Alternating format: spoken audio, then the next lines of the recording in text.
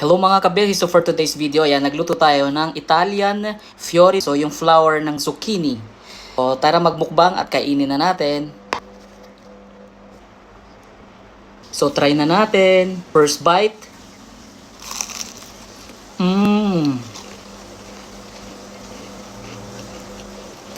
So super crunchy nung nasa labas.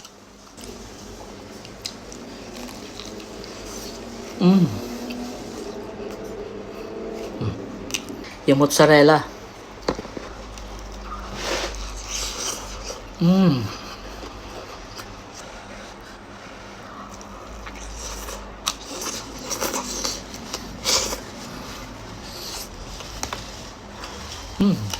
Mozzarella.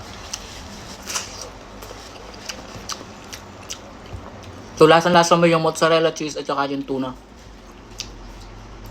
So mostly nilalagay dito mga kabeshi is yung alice. Pero sobrang alat nun, so better na yung tuna.